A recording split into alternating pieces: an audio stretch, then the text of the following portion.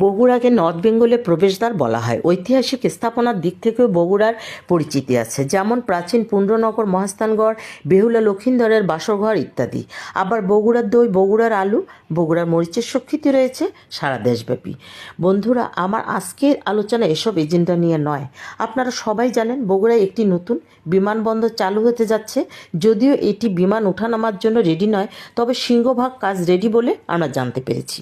বন্ধুরা, অনেকদিন থেকে মন ছটফট করছিল বিমানবন্দরটি যে এলাকায় অবস্থিত দেখব বলে। বগুড়া বিমানবন্দরটি বগুড়া শহর থেকে 6-7 কিলোমিটার দূরে বন্দরটি এরুলিয়া নামক স্থানে অবস্থিত। বগুড়া চারমাথা থেকে সোজা পশ্চিম দিকে রাজশাহী নওগাঁ রোড যেতে পড়ে। বন্ধুরা, চারমাথা থেকে প্রায় 4 কিলো গেলেই মেন রোডের পাশে বিমানবন্দরের মেন অফিস পড়ে। সংরক্ষিত এলাকা বলে মেন গেটে বাংলাদেশ সেনাবাহিনীকে ডিউটিরত অবস্থায় আমরা দেখতে পেলাম। কিছু বিল্ডিং এখনও নির্মাণাধীন অবস্থায় দেখতে পেলাম। অদূরেই দেখতে পেলাম মনোমুগ্ধকর রানওয়ে। দেখে খুব ভালো লাগলো।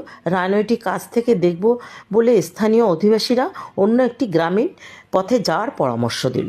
বন্ধুরা, রওনা দিলাম গ্রামের ছোট্ট একটি বাজারের পাশ দিয়ে। স্কুটি নিয়ে ছুটলাম গ্রামের আঁকাবাঁকা কিছু মেঠো পথ দিয়ে। 4-5 মিনিটের মধ্যেই কাঙ্ক্ষিত স্থানে পৌঁছালাম। বন্ধুরা, প্রথমেই দেখলাম এবং মুগ্ধ হলাম রায়নার পূর্ব দিকে লেকটি দেখে। সামনে এগোতে থাকলাম। বিশাল রানওয়েটি প্রাণ ভরে দেখার জন্য এই পথটি সম্পূর্ণই মেঠো পথ ছিল। মেঠো পথের পাশেই বিস্তৃত এলাকা জুড়ে সরিষার ক্ষেত ছিল। সরিষার হলুদ ফুলের সমাবেশ দেখে কিছুক্ষণ তাকিয়েছিলাম। সেদিকে তাকিয়ে ভাবলাম অগণিত শিল্পী যেন তাদের তুলিতে হলুদ রং লাগিয়ে সমগ্র মাঠে আলপনা তৈরি করে রেখেছে। গ্রামীণ মেঠোপথের দুপাশে তাল গাছ, খেজুর গাছ সহ বিভিন্ন প্রজাতির গাছ এসব দৃষ্টিনন্দন পরিবেশে নীরব সাক্ষী হয়ে দাঁড়িয়ে আছে। বন্ধুরা, বিমানবন্দর দেখতে যে গ্রামীণ এসব প্রাকৃতিক মনোমুগ্ধকর চিত্র দেখে আমি সত্যি অভিভূত।